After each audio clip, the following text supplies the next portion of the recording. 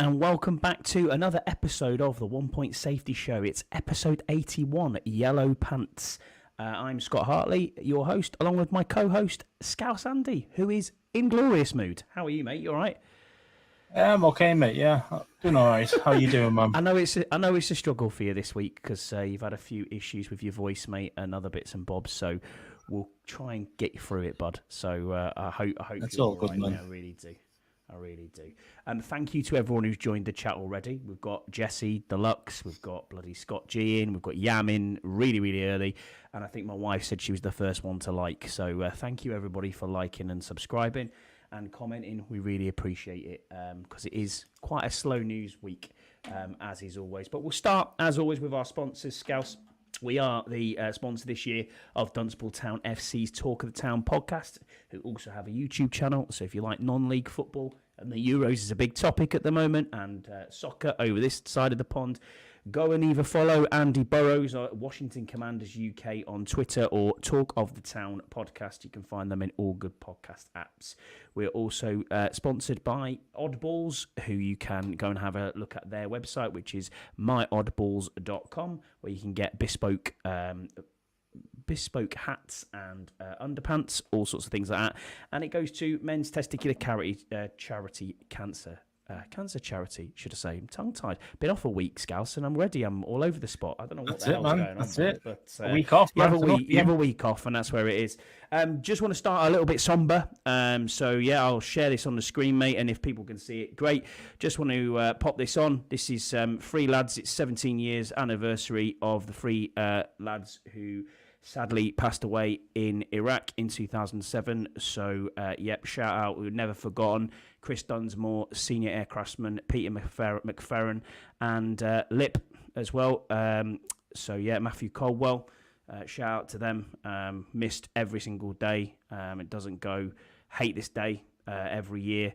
So, a bit of an emotional one for me, mate. But, shout out to them lads who paid the ultimate sacrifice. So, we'll never forget them. And don't know if we're going to do a pod next week. So, thought I'd put that up now, mate. So, cheers for allowing me to do that, Scouse. Really appreciate it. Man. Rest in Valhalla, lads. Back to Commander's Land, mate, and back to things that we can go through. So, the first one, bit of news that we've got out here was Bobby Wagner. Bobby Wagner's been with Roger Goodell. It only came to light this week, really, but it's something that happened in 2023. Quite oddly, he basically had a 1 hour private yoga session with Roger Goodell. So I don't know what was going on in the yoga room, but basically he had a yoga session, and they had several moments together in the last off season before obviously he transferred across. So this is before the start of last season. Several moments. Wagner and Goodell also they reconvened at the league office, and he was in on a lot of calls, and he basically sat in on a call with all 32 owners. And he also took a trip to Rock Nation to review the strategic goals inside the league's partnership with the entertainment company. Wagner witnessed key decisions that the commissioner makes daily. So, don't know if he's trying to, get himself into a NFL front office type role, or if he's not, maybe looking at coaching, or if he just wants to expand his brand. I don't know how he's going that, but to be along with Goodell, you know what I mean? It's at least you can learn from the top and see how things go for when eventually your football career is going to come to an end. Any thoughts on Bobby Wagner doing that? You can see that I've delved right into the depths this week, can't you? Yeah, man. I mean, to be fair, why wouldn't you? If you've got that access to those type of guys, you want to network with them. So, and as I say, his career is not going to be going forever. He's probably got maybe a couple of years left, maybe 3 at a push, I'd say. So why not try and become friends with, one of the most powerful people the most powerful person in the NFL? So exactly. Yeah, exactly. I'm sorry, Jerry, it's not you, but yeah, it's and yeah, I think he probably is looking at a potential front office job like that. Yeah, maybe he's the next Jason Wright. Do you know what I mean? To go into the front office and then come across into a role within an NFL organization. Who knows? Next thing that we've got to go through, Scouse, Brandon Ayuk. Where the fuck does it end, mate? When is this going to stop? I mean, seriously, when is this going to stop? Funnily enough, until we actually sign him on the dotted line, exactly. It's not going to stop. Craig Alexander, shout out to Craig. He sent us a question in and said, "What number will Ayuk wear once we trade for him?" bit too soon for my liking, but yeah, Brandon Ayuk. I mean, the still image that was obviously from practice that was shared on Brandon Ayuk's Instagram obviously has come from Jayden Daniels. For me, that is not a good look from Jayden Daniels, to be honest with you, sharing film and all that sort of thing. I mean, don't get me wrong, it probably goes on behind closed doors. People are friends, people have been to college together. But look, is Brian Thomas out there, sharing film with Jayden Daniels? I don't think he is. No, you know what I mean? So it's real drama. And Al Goldie had the best tweet, I think. I don't really, I'm not too keen on Al Goldie, but he's got a good podcast, so shout out to Al. But I read his tweet and he said, the more and more Ayuk drama, the more I like Terry. And I was like, You're absolutely right. He does everything right on the field, off the field. Yeah, he held out while he had his contract negotiations. We get that. But that's what you do. You don't take part in off-season workouts when you're going through that negotiation period. Everybody does that. But Terry's Terry, but there seems to just be a lot of drama. As Scott G's brought up here, he is drama, like most wide receivers.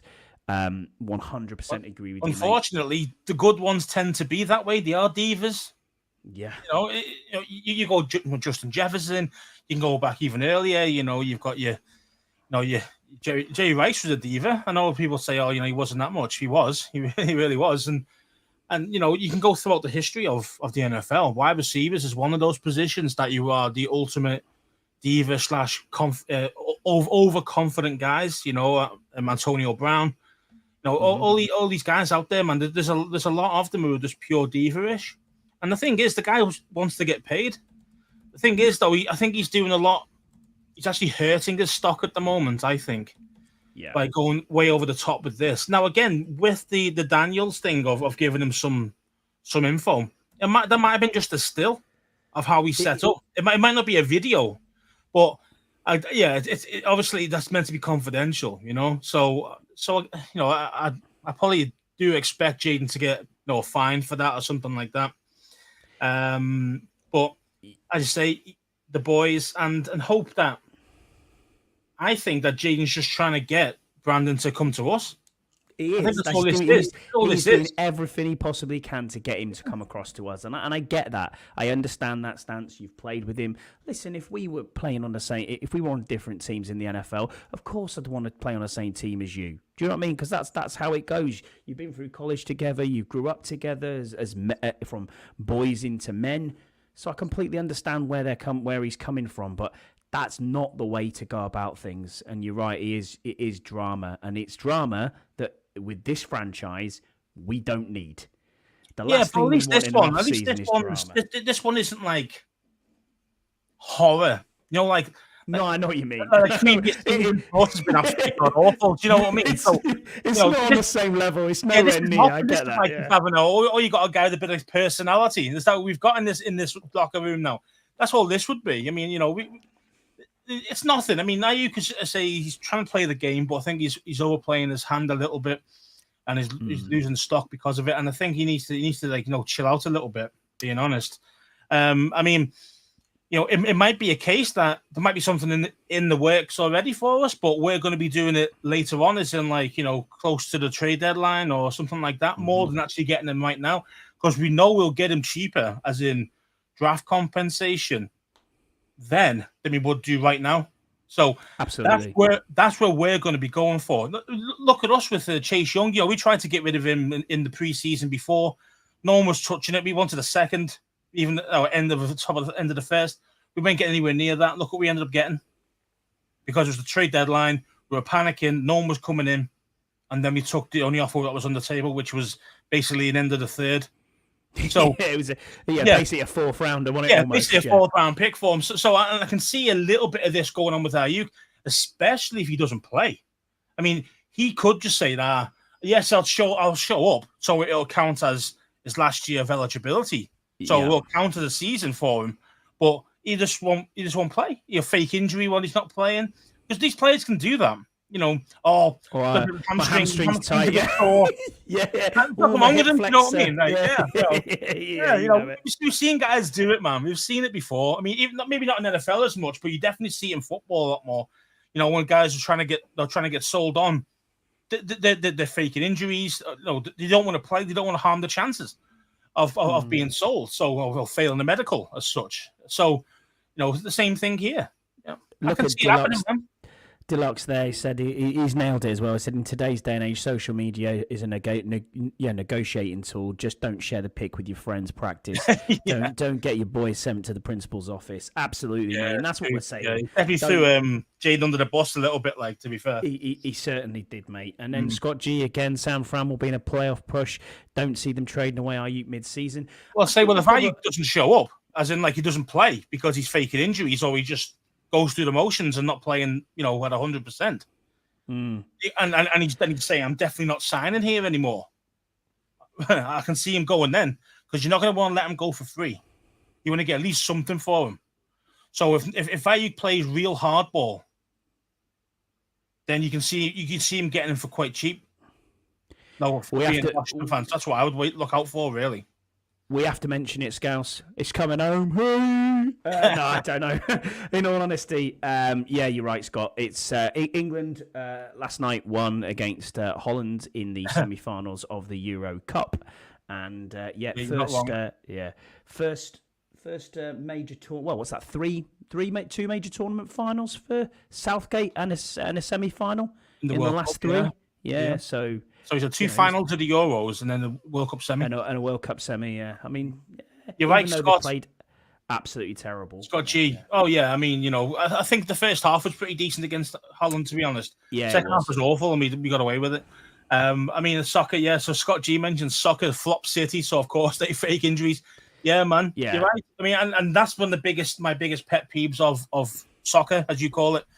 I do hate the cheating and it's win at all costs because the money's so high, which I get, but do it in a masculine way rather than being like an absolute fairy, you know what I mean? And just fall on the floor, faking injuries and screaming, hitting your face when no one even touched you in the face, you know what I mean? Stuff like that. It's really pisses me off. That was never ever a penalty in a million years. But anyway, we're not getting into that. We've gone. Totally to be fair, I'm seeing it from the other side of that. That would be a foul if it was outside the box. Because high foot and he catches him. Stop with studs already gone. With studs, yeah, it doesn't matter. I mean, have you seen guys pass the ball and get pulled down? It's a foul, isn't it? Yeah. Ball's gone though. Ball's gone by then. That's why I watch lower league football, mate. When you're in Division 4, it doesn't really matter, mate. Do you know what I mean? Yeah. At least you try and see. Not this backwards pass shit, but yeah. No, it's boring, man. International football nowadays. I mean, most high level football because it is literally just pass the ball around all day. I'd rather see end-to-end action. Do you know what I mean? Rather than wing play. You know what I mean? What a thing, a winger. You know what I mean? Yeah. Wow. Okay. We don't see them anymore, do we? They're all guys who come in inside forwards all the time. Yeah. Back to football, proper football this time. Dayball on Hard Knocks. I've got to say it there. Yeah, D, you're right there, Deluxe. Debo did play hardball.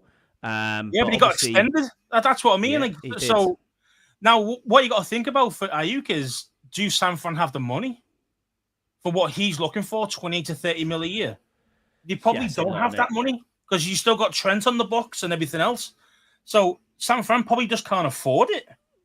Being honest, to bring him back. There's a good question from Rod. He said, "So Ayuk or a good left tackle?"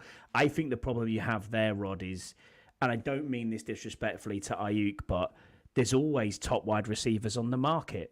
There isn't always a good left tackle on the market, and that is part of the problem. If you've got a solid left tackle, you are going to pay that solid left tackle every day of the week and make sure you extend them to be that franchise player because, and let's be honest, we've been blessed with left tackles throughout for decades here who've done really, really well, apart from the last, obviously, few seasons where, Charles Leno struggled a little bit, but it's tough because left tackles and premium left tackles very, very rarely come onto the open market. But look at next season, CeeDee Lamb's on the open market.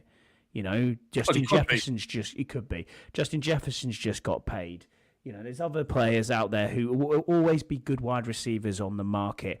I mean, if you look at Justin Jefferson wasn't on the market. No, he wasn't. He was on the market. They just went, bing, you're on. There's always going to be good wide receivers. Your top receivers, your top 5, top 10, top 8 kind of receivers, you don't really want them to leave. Do you know what I mean? Like, they are game changers. I know it's especially nowadays that's more of a passing league as well. Yeah.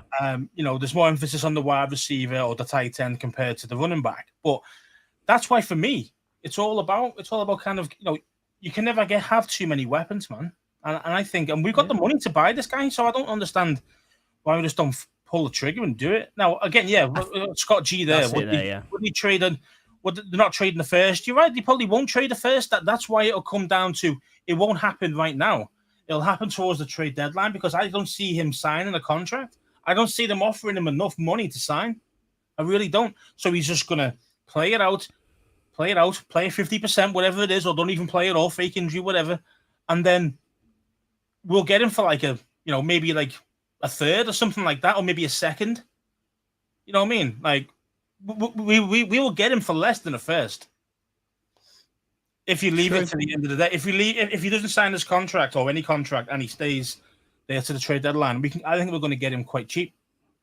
The other thing you got to remember as well is what's on the books for next season. We don't have any guaranteed money for Terry.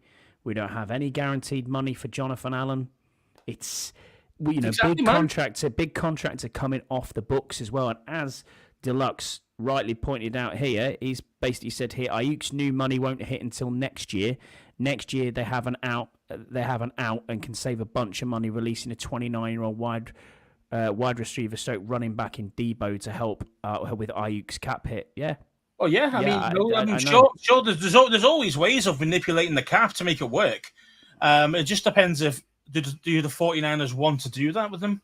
Personally, I'd sign him back. But again, I wouldn't be liking how he's been acting over the last few months. Not being honest, I was like, is it John Lynch? Is it John Lynch? Yeah. Is he the GM? San Francisco 49ers. Yeah. GM, So I wouldn't be too impressed with his behavior, to be fair. But again,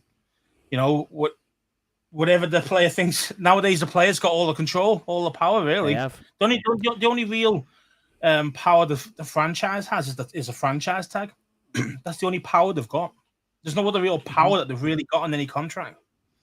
There's always or there's always ways of trading them. If the player doesn't want to play, you trade me. Otherwise, the player sometimes if they're that good can also ask for a no trade clause as well, so you can't even trade them either. So Scott G's rightly pointing out here saying Terry will want dollars. Not going to pay two guys big money, so choose Terry or Ayuk for 2 years from now. Yeah, you're right.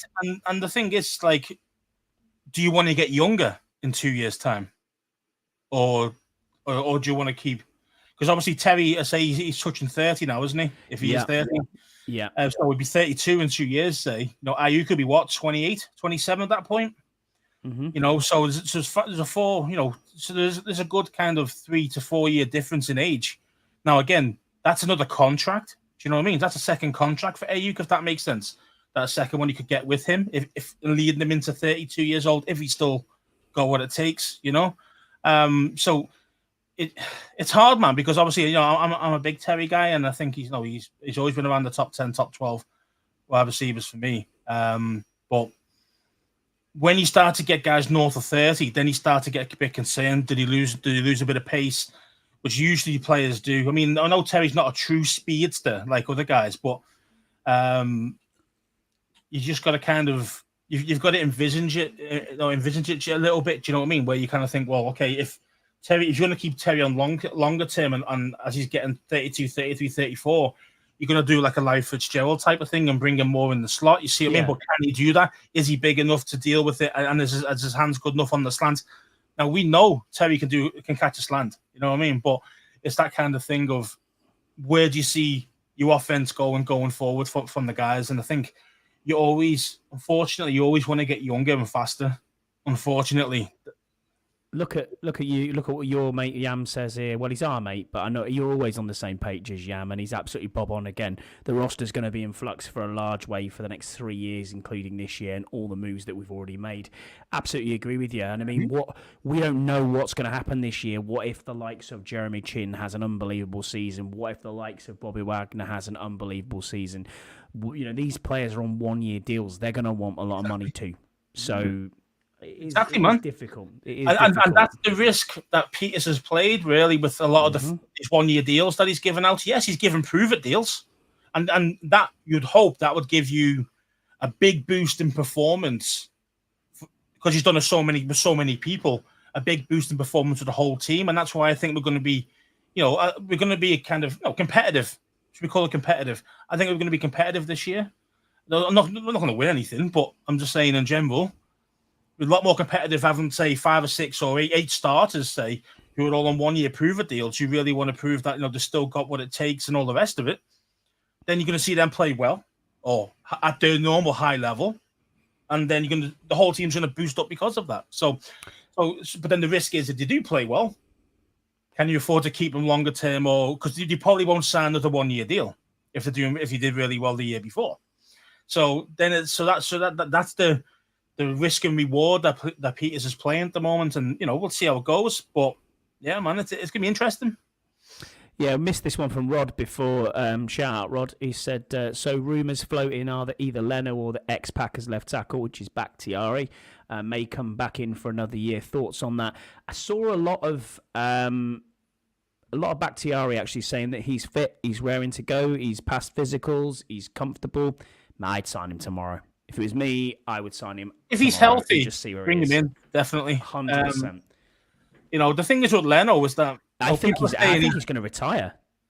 People are saying he's not. He's because of this hip injury. He had surgery, but he got cut. He might not even be ready for this season coming up at all. So forget Leno for coming back for this season. I can't see it. I can't see him bringing him back. But Bakhtiari, I'd definitely kick the tires on that. I mean, especially if 100%. He says that he's saying it's the first time in 3 years that he's felt pain-free. He's only 32 years old. Do you know what I mean? Exactly.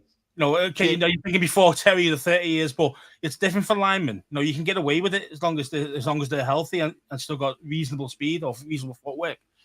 Cheers for being with us, Scott. Appreciate you. Yeah, no worries. Yeah. Take care, Scott G, lad. Scott G, yeah, there you go.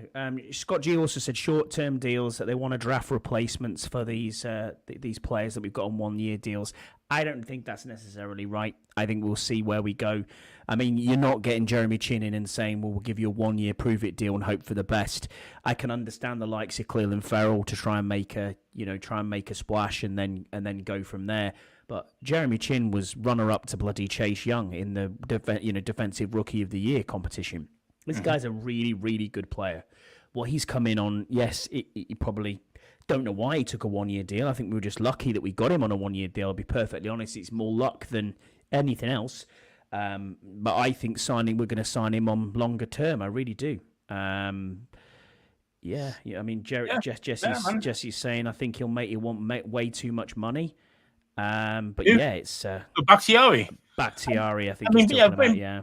Bakhtiari. I mean, he's going to want probably 18, 20 million because I think he was going to get something like 30 million this year. That's why Green Bay cut him because it was just way too much money for what I think Lux mentions here about there you go. Abilities, availability. Yeah, and I get it, man. Leno played through his injury, but thing is, though, Leno at his best is not even a 60% Bakhtiari. That's the difference. Bakhtiari was an all-pro. Do you know what I mean? So, if this guy's got anything left in the tank, I'm willing to take it, especially for a 1-year deal. I'll give a 1-year deal. Okay, you're saying you're healthy, you probably pass a physical. Okay, let's see you play for the season. You play a full season, then we'll look into giving you a longer term deal for $big dollar. But but again, prove it deal. You got to prove it now, man, because you've been injured for such a long time. You think he's played about 12 games in 3 years, something like that. Yeah, it's ridiculous. That's the problem. So I get it. I mean, I definitely understand the concern, but I mean, for me, I'd rather get proven quality. I mean, and hope that he just stays healthy. Agreed.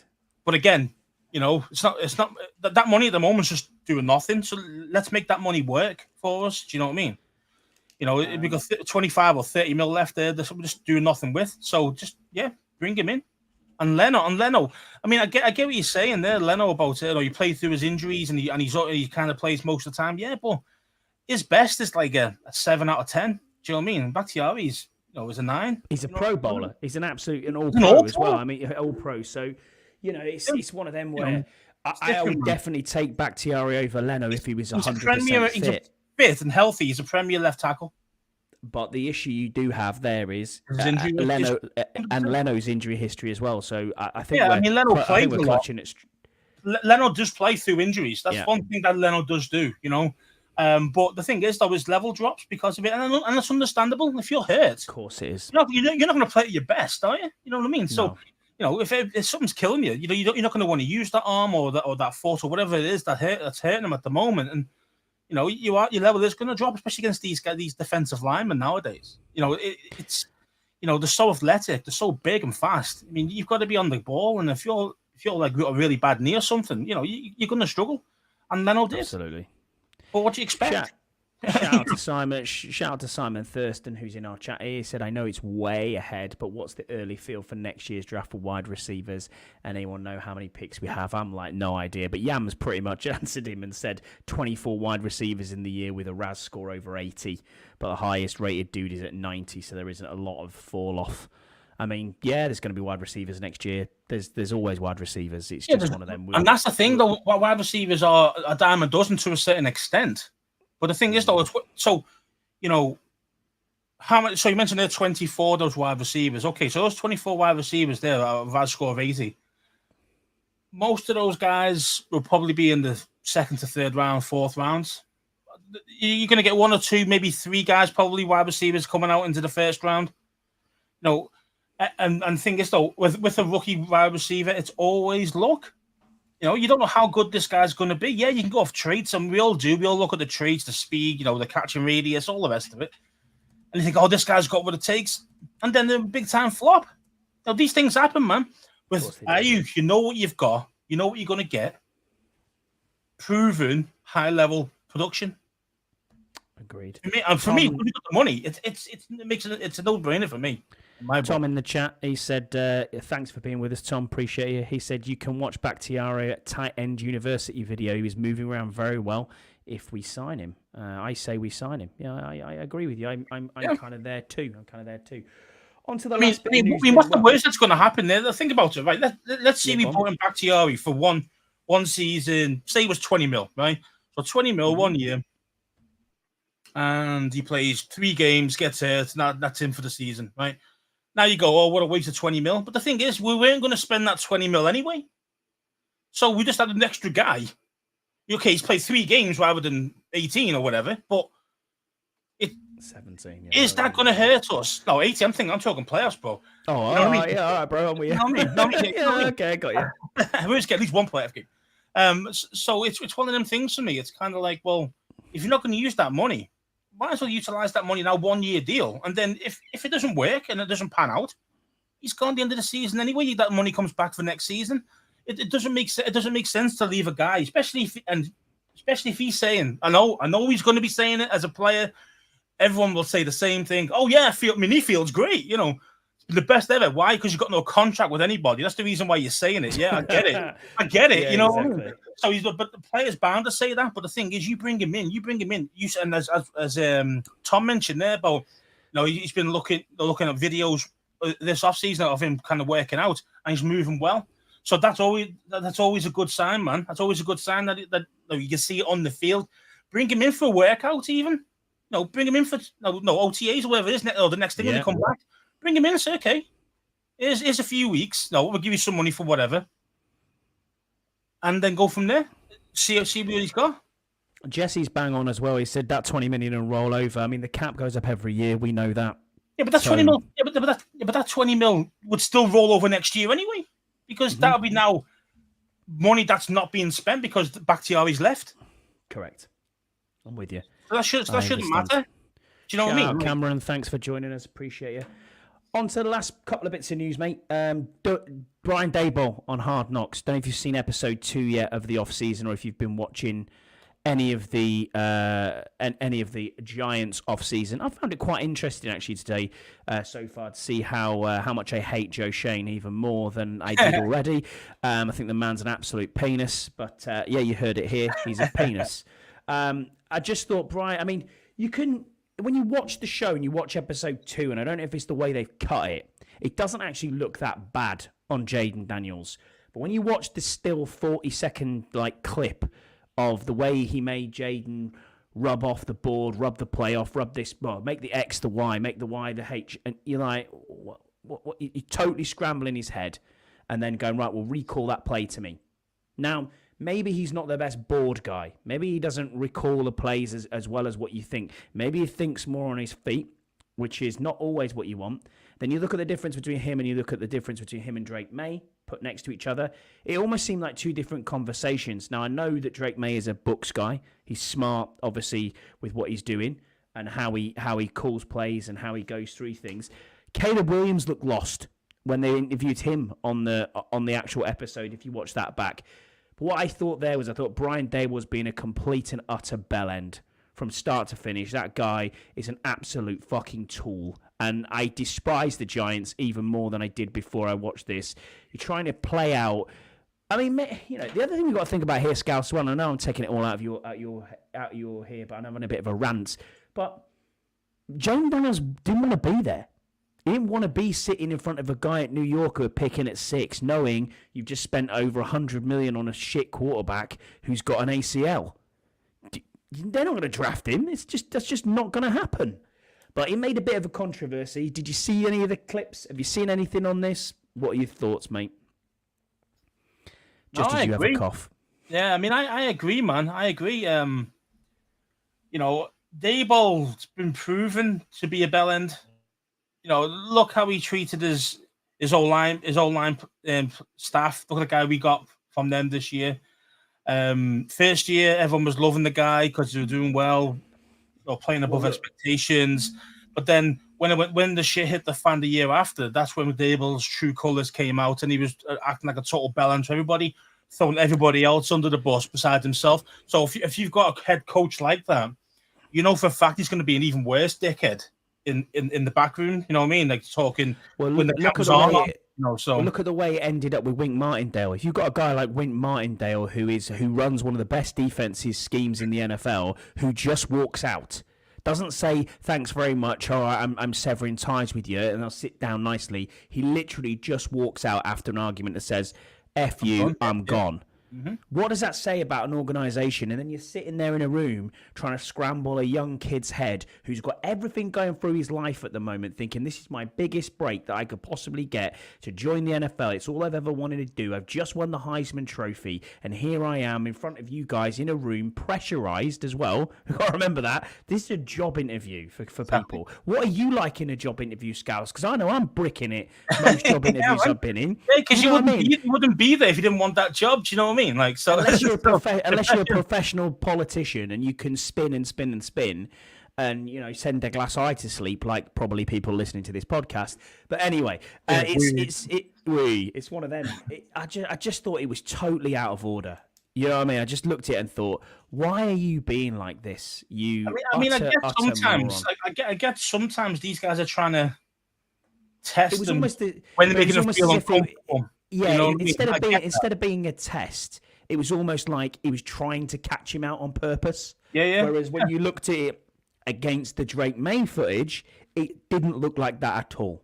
Yeah, I think deep down, they knew they weren't going to get Jayden Daniels. They weren't going to get Caleb Williams. So the same. Let's just treat them like shit. Let's just try and mess with the Reds a little bit, because let's face it, these guys might maybe come into Washington and try and mess with the Reds a little bit. Maybe something like that. I just don't like how the Giants are run nowadays. With these guys, these two fools, Daboll and Shane. Dickheads, man. So Yam says people are reading way into this way too much, both Jade and Drake, with those whiteboards. I think you made them both look like they can adapt and figure out in their own way. Absolutely. And let's be honest, we've had OTAs, we've had installs, we've had rookie minicamp. Not one single journalist or anybody has said Jayden is not learning the playbook. Has the ball hit the ground in any training practices? No. So what does that tell you? It tells you all you've ever heard is Jayden Daniels looks like the real deal. Now, to me, that's good enough for me. If he can learn a playbook, he can use his VR goggles, as we talked about, ad nauseum on this podcast, then so what? One smart thing from the Giants from what I saw from that interview with Jayden was they were saying, draw up your favorite play. Yeah, I saw that. Yeah. Remember that, yeah. And then obviously they showed you this obviously showing what Malik Neighbors was going to be like. Mm-hmm. We know Neighbors is the one over the top. Do you know what I mean? So which is his best kind of route? Don't forget at that point they didn't know who they were going to pick, but they were looking into wide receiver. So it was a smart question because you without directly asking him, you're saying, well, what's actually Neighbors good at? Kind of his his route running and all the rest of it. What's his favorite stuff? And without saying it, they found it from that. Do you know what I mean? So that was a smart question. Give him that one. Look, I mean, Deluxe is here. He says, didn't people learn different ways? Instant recall doesn't equate to comprehension and application. Sure. Absolutely, mate. Everyone learns differently. People are visual learners. People are on-the-job learners. People learn through book smart. People learn through repetition. It depends. If you're teaching anybody and you're in that sort of role, there's all sorts of different ways of how people get taught. It's the same in any sport as well, mate. When you have a good captain, can get you through a test. You know what I mean? Yeah, of course it can. Of course, an 8-level test or a degree test or whatever. You can regurgitate shit like that, and then it sticks to you, and then you forget about it, but 3 days later. You know what I mean? Whereas this is it's different because it's about analysis. That's the key. That's the difference. And I think. Quarterback, you have to be an excellent analyzer, not just of how good my action is or what I'm doing, but also what everybody else is doing. That's the difference. You've got to know everybody else's role and analyze their positions and analyze their performances as well. Offensive line, all the players, receiver, tight end. You've got to do all of that, all in your head. You know what I mean? And I think. And then you're looking at the protection as well on the front. Thinking, can I? It's not just playing the game. It's actually playing. Yeah. It's actually training with the guys. It's all these different things. There's always little nuances that quarterbacks have to do compared to say a wide receiver needs to know a few blocking schemes and just all the routes. Yeah. So that's still a lot to learn. Don't get me wrong, but that's one. Yeah. Where you got a tight end needs to know all the O-line. Needs all of that, the protections, the blocking schemes, everything else, and the routes. But then the quarterback's got to know all of it. See what I mean? So that's the difference. You know what I mean? I know, mate. It's Swahili to me, mate. When they're drawing these plays up, I'm like, huge, man. It's huge. It's massive. And Deluxe mentions everyone's different and how they learn. As you mentioned yourself, repetition could be one, but that can get you through it. I mean, regurgitation can get you through a test.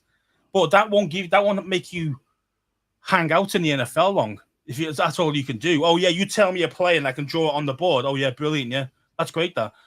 What about how about when that play breaks down? What are you going to do there? You know what I mean? That's where the analysis comes in to see what I mean. And I don't think those type of questions at interview is a bit shit, really. I think. Yeah, I did like the bit when he bit back. I did like the bit when he bit back and said, "Oh well, what would you do? What would you do on this play then if it throw a touchdown?" Yeah, which I thought was quite good. But there you go.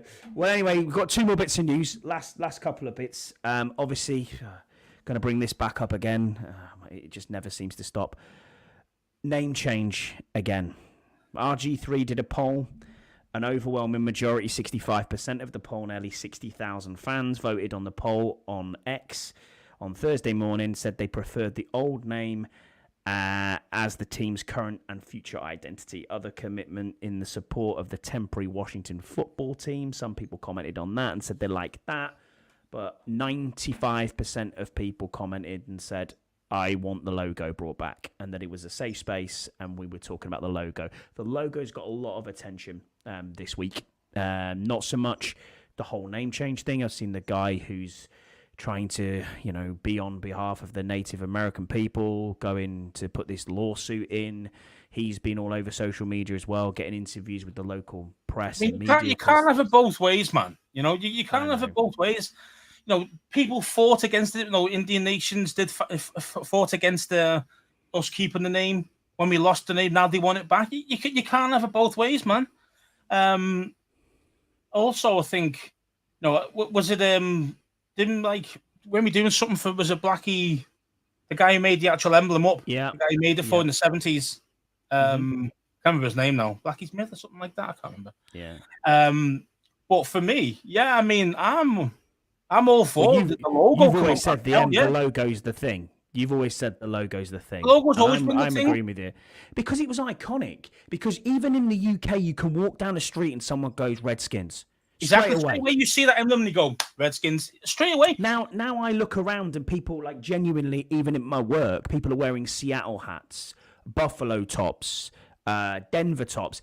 I'm walking around in Commanders gear. No one's got a clue what I'm even wearing, apart from 2 other Commanders fans who I work with. So, if I'm wearing this, they're like, well, what the hell is that? Or if I'm wearing the W, everyone's like, I don't even know what that is. Because let's be honest, the branding and the rebranding has been a disaster from start to finish. This W, I like it because we've jazzed it up behind, and I like your hat and your merch that you're wearing, and also the 1 Point Safety logo behind, because we can adapt that. It's pretty cool. And, the team said, hey, go ahead, adapt it. Happy days, go and use it. And we were like, fucking brilliant.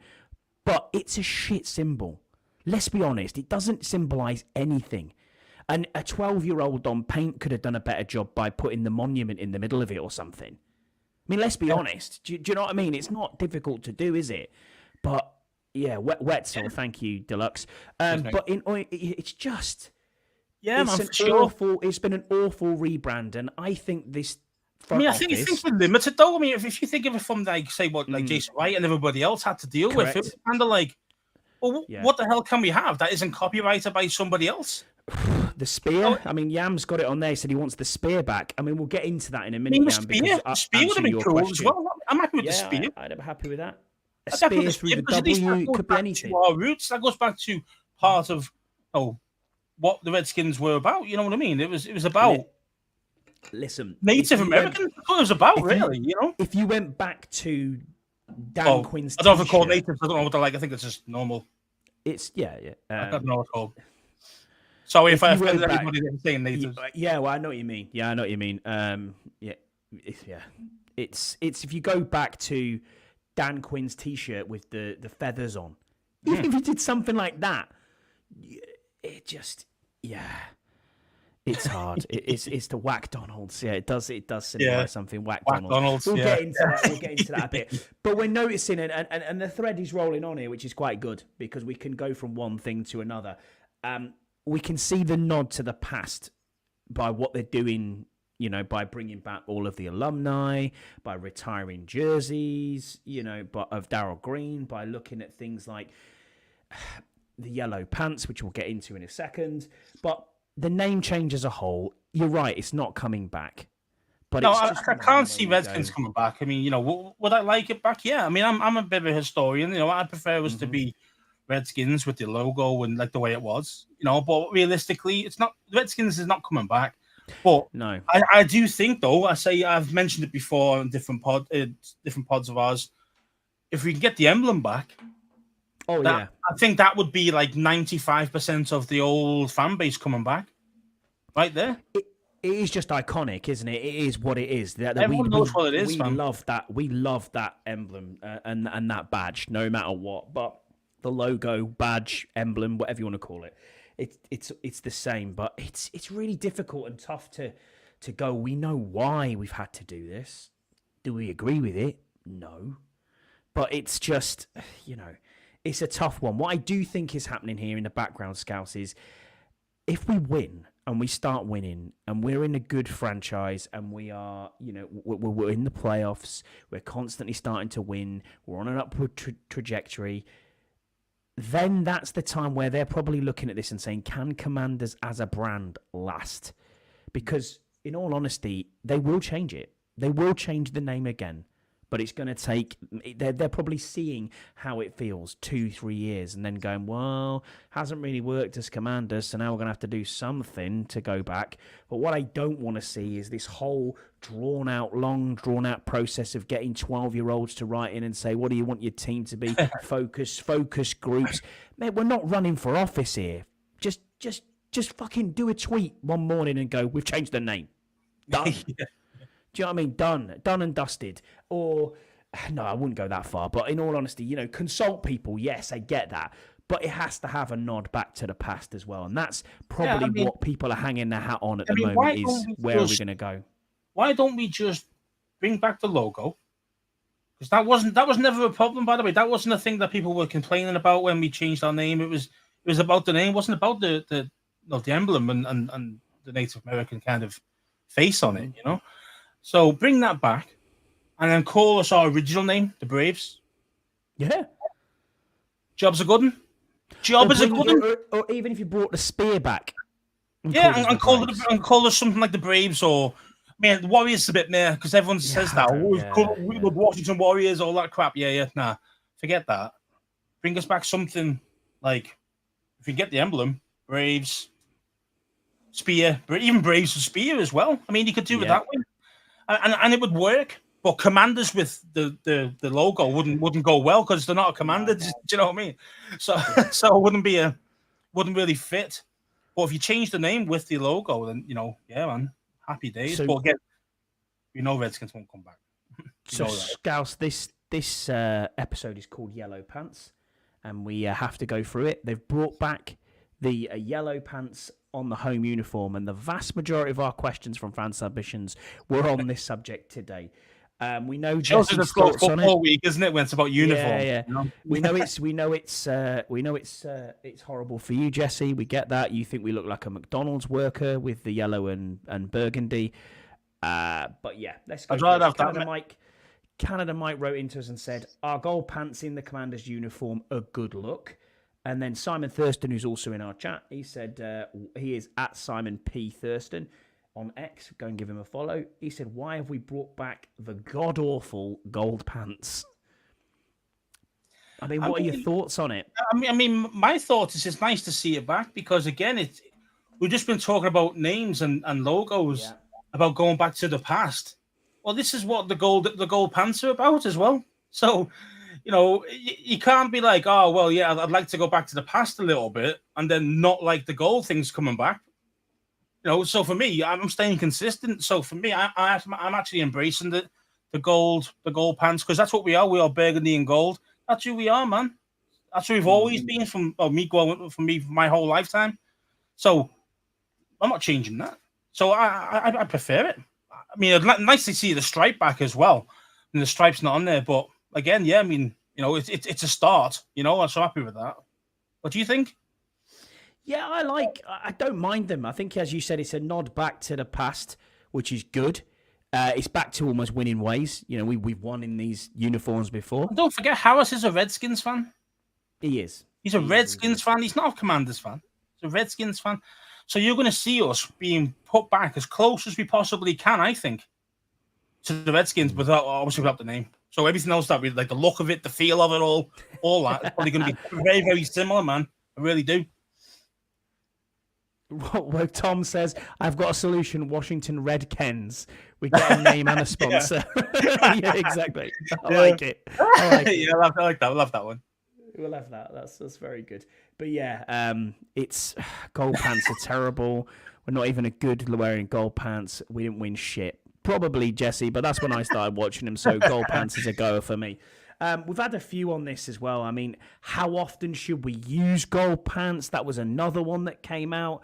That was from Max Taman. So shout out to Max Taman as well. He said, "Yeah, I don't think it should be one of those like specialty ones. Where you play like just on Thanksgiving with it, or like Women's Thing or Cancer Week or something like that."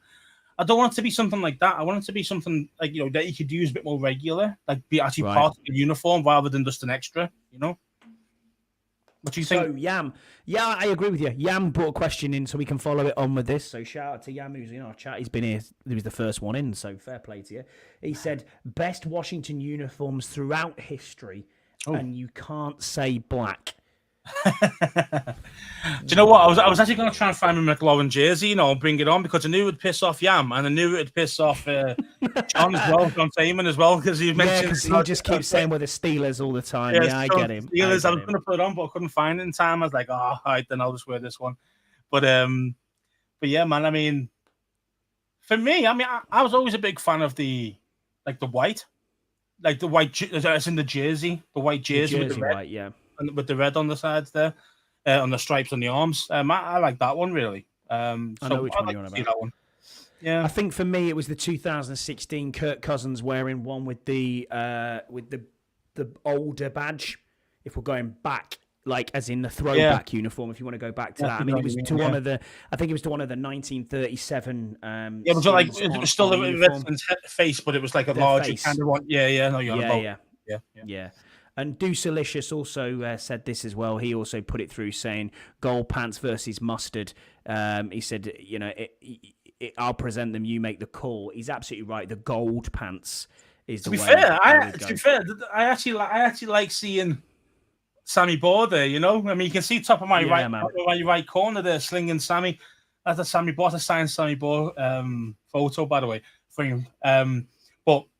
But basically, yeah, man. Look at my shit merch behind me and two pictures of us. And then I've got yours behind you, which is like a treasure trove of stuff. If you see the other side of me wall, yeah, you'd see quite a few bits. I know.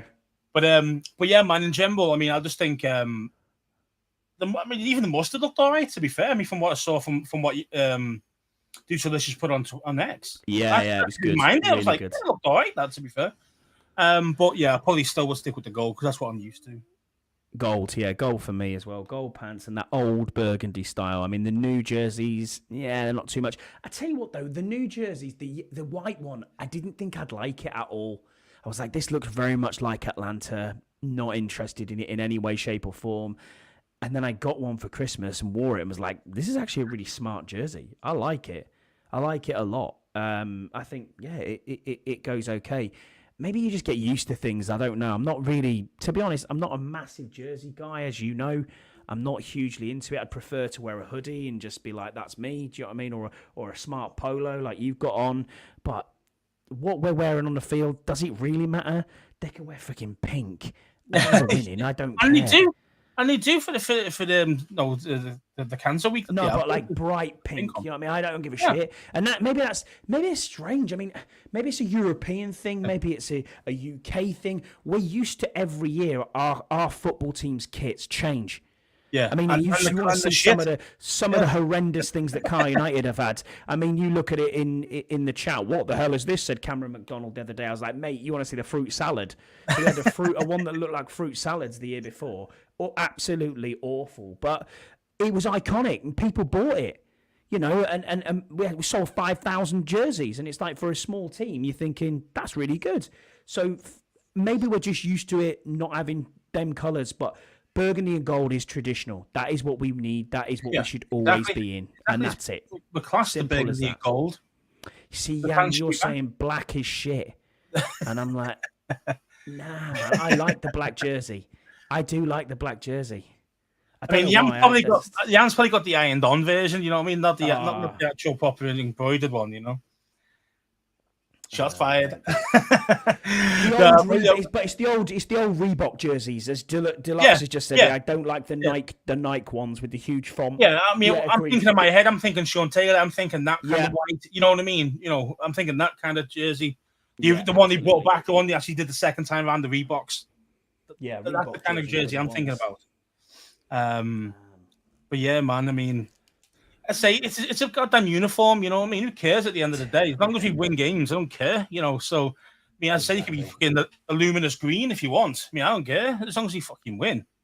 I don't mind. So we've got a fair few questions here, which is great. So Deluxe, who's in our chat now, he's put a question in for us, and I missed it last week or the week before, so I apologise for this. He said, question from the wife, watching Welcome to Wrexham, do you think the NFL will ever have a women's league with teams run by NFL franchises like they do in the Premier League? Figure we'd redirect this question to people who are much more familiar with the Premier League than me. Women's football, as in soccer, and women it is massive. Lionesses obviously are really good England-wise. Liverpool ladies, don't know what Liverpool ladies are like, mate. No idea. Dog shit. Carlisle ladies are absolutely god awful. They're not even in a professional league. But it's growing as a sport. You know, it's very in its infancy. Women's teams. But I think he means, are they going to make an NFL? The NFL would have a women's team. No, I don't think so. No. I think it's. I think it's too hard hitting. It's not just that. I don't think that. You do see these guys. I mean, you do see it. You know, but the thing is, though, after time they're like half naked. You know what I mean? It's like it's a spectacle because of that. It isn't a spectacle because you're good at football. You know what I mean? So, it's a bit of a novelty thing more than a true NFL. You know, live and die by the badge type of thing. It wouldn't be like that for a women's league in NFL. So for me, just stick to what I mean. Stick to stick to the if they want to play. That's not a problem. You know what I mean. But what I'm trying to say is that trying to be professional league NFL, I just can't see it, man. I just can't see that being something that would work well. I think the product in the field would be poor, and I do think I'd say it won't be as hard hitting because when you used to seeing football people getting hit, they get hit hard, and unfortunately women just aren't as strong as men. And they're not as fast as men, so it's not going to be. It's like NFL 0.5. That's what it would be. Do you know what I mean? Like you're going back more than going speeding up. You're slowing it down because they're just not as quick. You know what I mean? It's just natural genetics. It's normal. It's natural. But the idea is it's not good. It's not a good product. You know what I mean? In soccer, it works. You know what I mean? In rugby, even then it doesn't work. It doesn't work well. I mean. You know, the US women's soccer team, that's a big thing in the States. You know, they've been good for a long time, and but they got beat 15-0 by an by an under 14s lads semi-pro team. You know what I mean. So there's a massive difference in levels. You know, and that's when you see goalkeepers still flopping, it's like. I mean, Jordan Pickford, watching Sunday League football. Pickford could play for the US women's team if he was American. That's true. Because he is that small, you know. But the old T-Rex hands, T-Rex, yeah. But no, I'm just messing. But the thing is, I mean, I wouldn't pay to watch it. I would rather have look. We can't get a feeder league for the NFL yet. So let's not even think about that. Think about women's league first, exactly. The USFL, we had the XFL, and that's not really worked, has it? Let's be honest. I mean, if we look at TV numbers, they are losing money hand over fist for that, and it's just it's college football and it's the NFL, and that is it. It's as simple as that. And there's going to be nothing in between. So great question, though. Do you know what I mean? Great question, Deluxe. I appreciate you for putting that in. Hey, Scotty, just remember that before we start the next question. Go on, mate. Who was that guy you messaged you in on Spotify? Give him a shout out, weren't we? I remember the guy's name. I will pull up Spotify as we are talking. So if there's questions in the chat, Scouse, let me have a look and see what the. Just let me scan around and see what we've got on here. Obviously, Jesse being very positive about the gold pants. As I can see through all the 6 messages he's mentioned about it. So let's see what Yam says here. People like the black because people cried for black for years and years and just accepted the first thing they gave us. I wanted a black alternate too, but the Tanya Snyder garbage gave us shit. Yeah, they gave us for shit. Yeah, 100%, man. I mean, Tanya definitely left us in the shit with some of these designs for sure. So thanks for that, Tanya. But I think that was their last kind of FU to us, big finger up at us while she walked out the door. Yeah, 100%. I'm just going to see if I can find this comment on here. So Jan mentions the XFL on its own the year before was a lot better. That major really screwed them and took them out of the markets that were truly watching it other than St. Louis and DC. Yeah. I mean, I agree again. It's just a case of, it would be nice to have a true professional feeder league, I know some of these XFL guys are coming over. Some of the kickers are those type things. So there's always going to be a potential chance for some of these guys, but they're never going to go from the XFL and then become a true elite level guy in the NFL. It just isn't going to be like that. These guys are like kind of roster fillers to a certain extent, unfortunately. And don't get me wrong, still athletic guys and a hell of a better players than we are. But it's just that kind of thing of, NFL's a different beast, Absolutely, mate.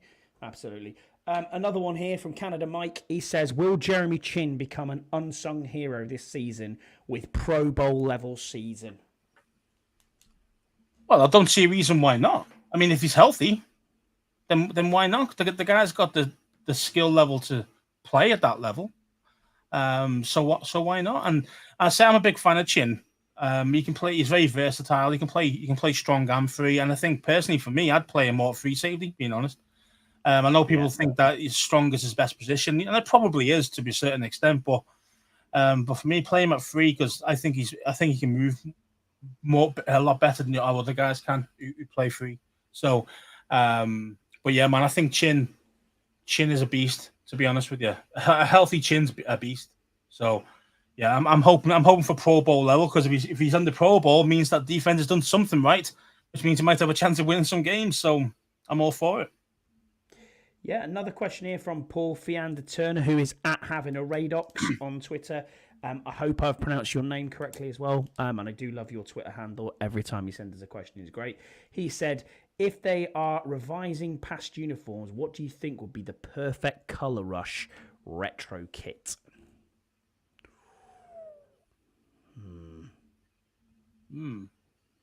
Tough one. True Colour Rush. I mean, so when you normally see these things, you see like the yellow jerseys and stuff like that, don't you? I mean, but perfect colour scheme. I don't know, really. I don't know. I don't know what would look best. I know what we'll do. We'll go all black, just to piss everybody off. Just all black. With gold pants. Yeah, why not? Yeah, we'll do that. So we'll just look like the Steelers. It's fine. We'll just do that. Exactly. I found it at Scouts. It was a guy called Solomon Wabari who said, I love your show. Greetings from the DMV, a Chelsea supporter. That's the only thing you got wrong there, mate. But yeah, Chelsea supporter. Yeah, slap back your head for that one, mate. He's fine. He's fine. Shout out to him. Thank you for commenting on Spotify. We appreciate you. But yeah, I'm trying to think if there's anything else. Paul Megley, our good mate Paul, he says, where do you think the team will be at the end of the season? Bottom, middle, or over 500?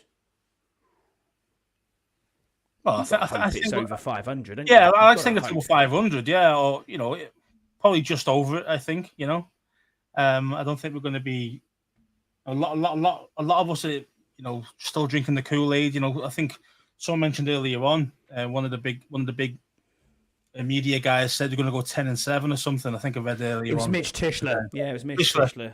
Yeah, saying he's 10-7 again. I mean, is there a way? Is there a pathway to that? Yeah, there is. I think there is a pathway to 10-7. I think, but that is the maximum. Shouldn't even be thinking about that really. But I mean, that is the maximum number of wins we're going to get.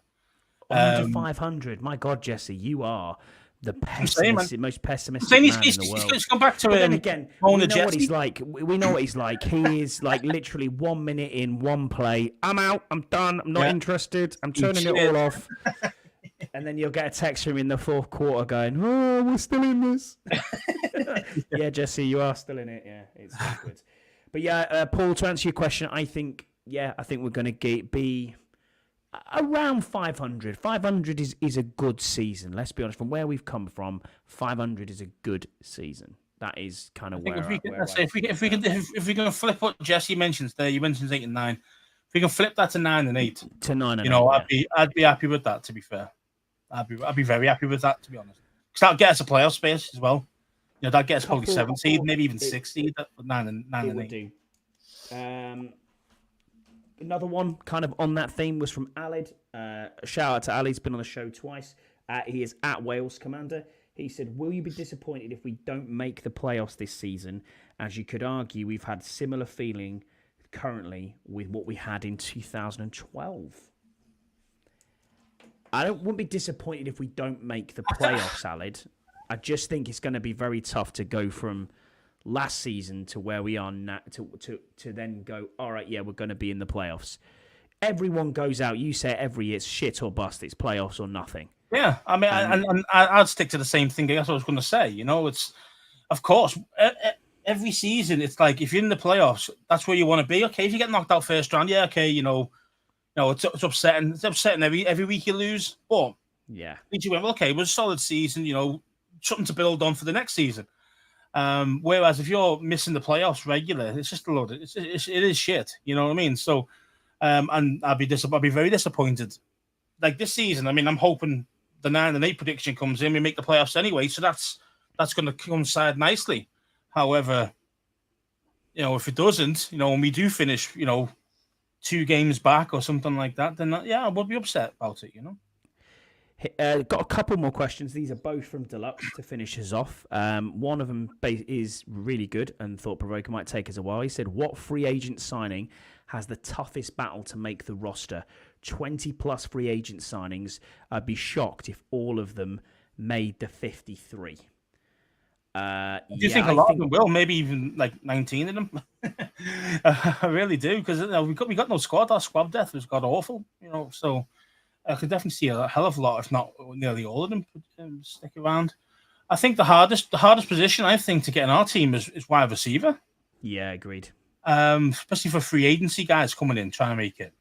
So I say it's not like it's an amazing set of players we've got. We've got a couple of good ones, sure, but we haven't got an amazing set. Like, oh my god! But the thing is, it's that kind of depth pieces, and that's where there's a lot of guys who are similar levels to each other.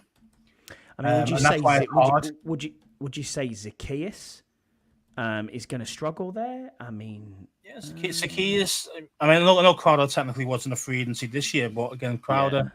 Yeah.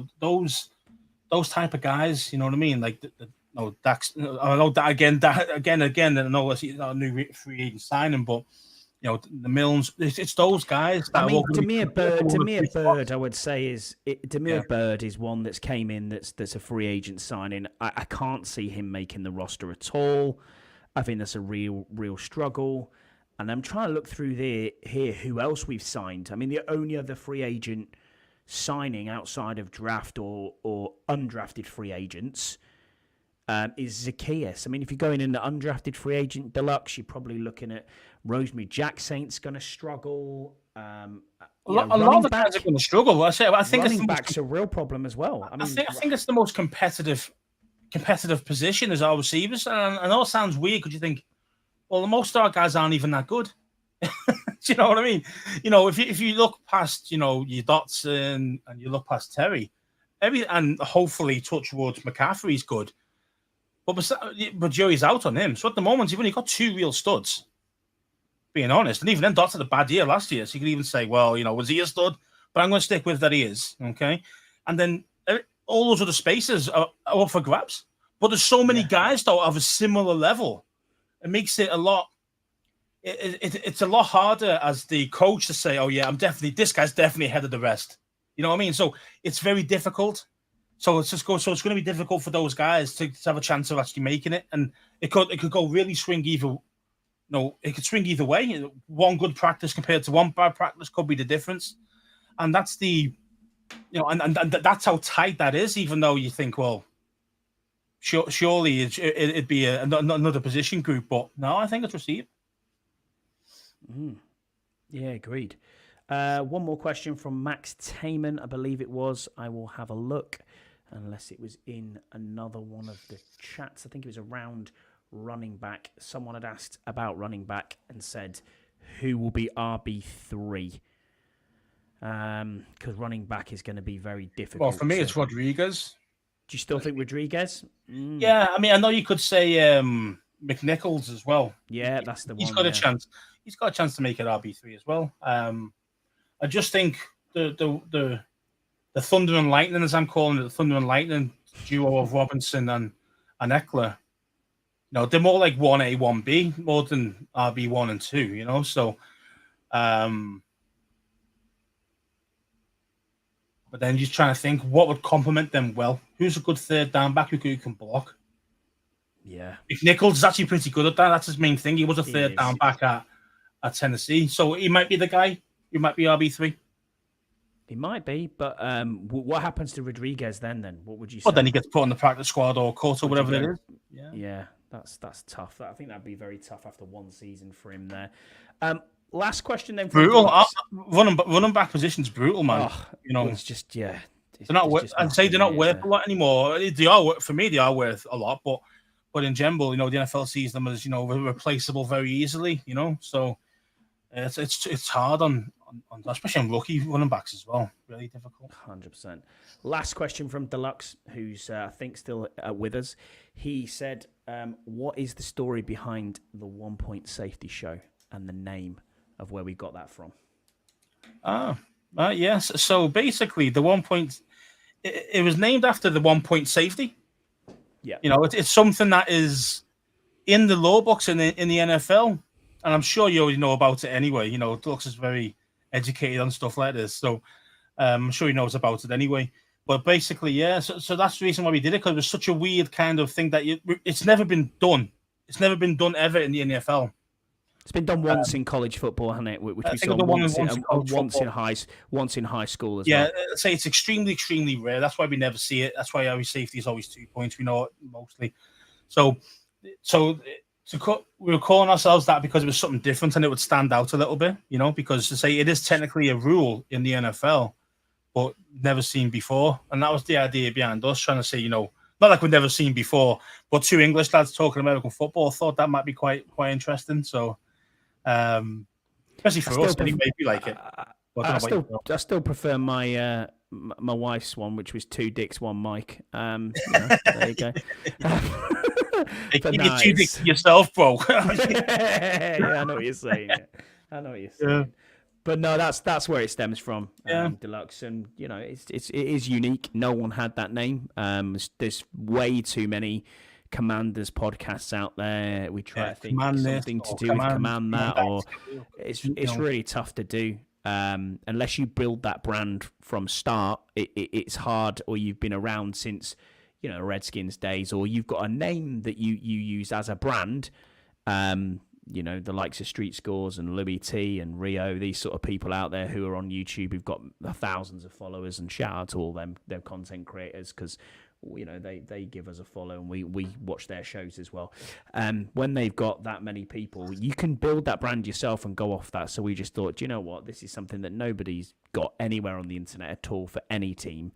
We'll give it a whirl. And the funny thing is as well, name recognition is a big thing in this game, Deluxe. And when you write in 1 Point Safety in Google now, we are the number 1 hit. Nothing comes up anywhere else. So we want that to stay, obviously.